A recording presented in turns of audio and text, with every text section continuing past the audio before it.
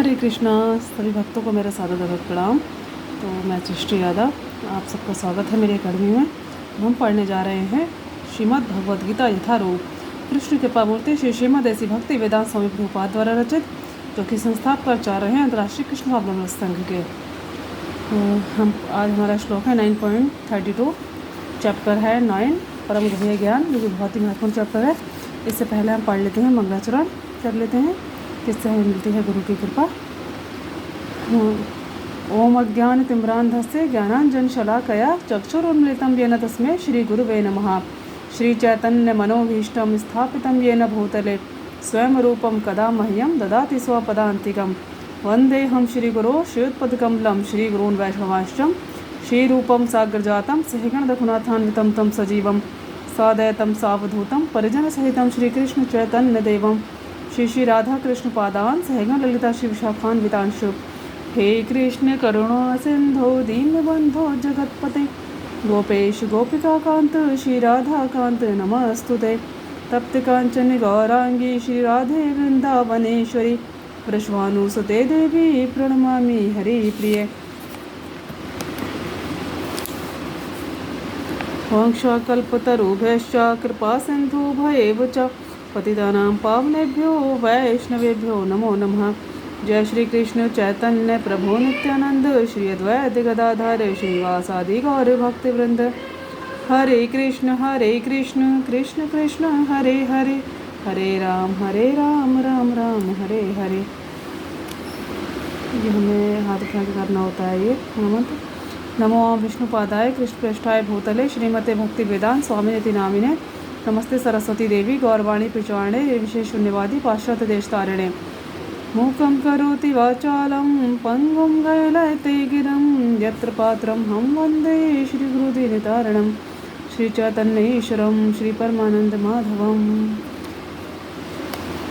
सबके बारे में हम अच्छे से समझेंगे बात।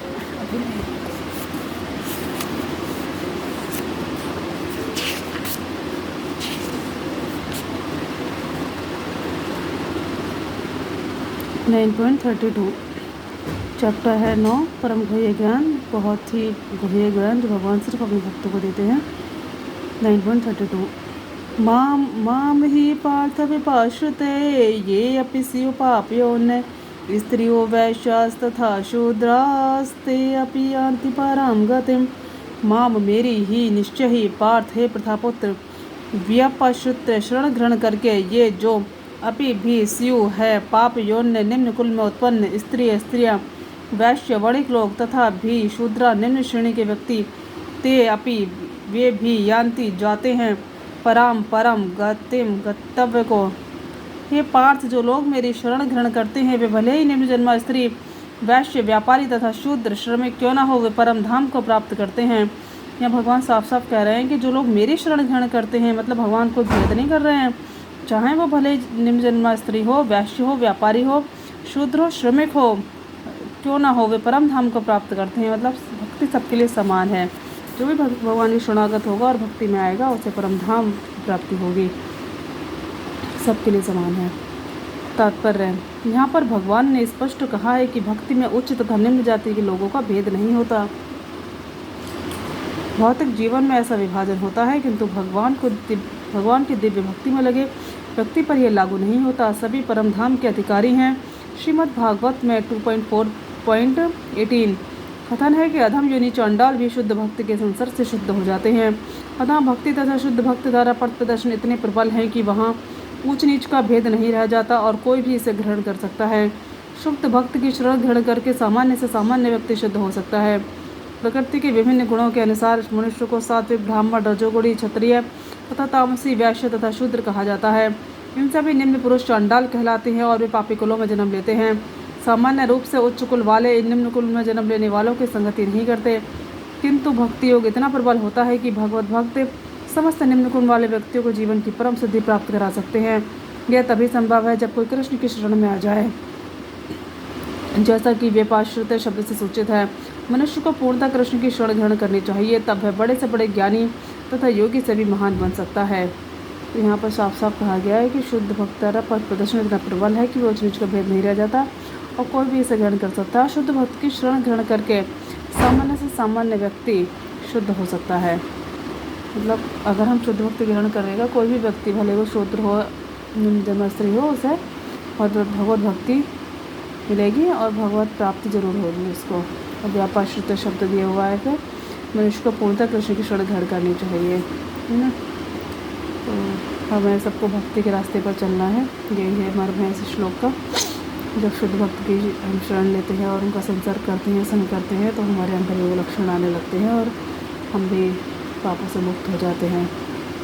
भक्ति योग इतना प्रबल होता है कि भगवत भक्त समस्त निम्न वाले व्यक्तियों को जीवन की परम सिद्धि प्राप्त करा सकते हैं। भगवत भक्ति बहुत शक्ति होती है, परम शक्ति मैंने खुद अनुभव किया है भक्तों के संग में, जो पवित्रता महसूस की है गुरु माता जी के संग में, अपने गुरु माँ के संग में, और भगवान की शरण लेकर के जो जीवन का परम गंतव्य मिल गया। बहुत ही सुंदर श्लोक है। हरे कृष्ण से भक्त को मेरे दिल सलाम। इसे हम डिटेल में बाद में अच्छे से समझ सकते हैं, पढ़ सकते हैं। तो ये ना हम गूगल मीट के थ्रू या जूम के थ्रू डिटेल में पढ़ेंगे इसको। और चैनल को लाइक शेयर सब्सक्राइब करें आप सब ज़्यादा से ज़्यादा। उसके बाद हम इसको देखते हैं और कैसे आप सब कमेंट कर सकते हैं, जैसे आगे पढ़ना चाहें और तरह से भी, है ना। ठीक है, हरे कृष्ण। आप सबको मेरा बहुत बहुत और बहुत बहुत धन्यवाद कि आपने मेरा शो आप सब देख रहे हो, इसके लिए। हरे कृष्ण।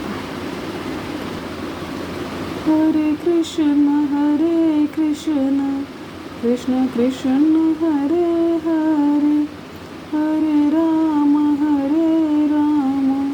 राम राम हरे हरे, हरे कृष्ण।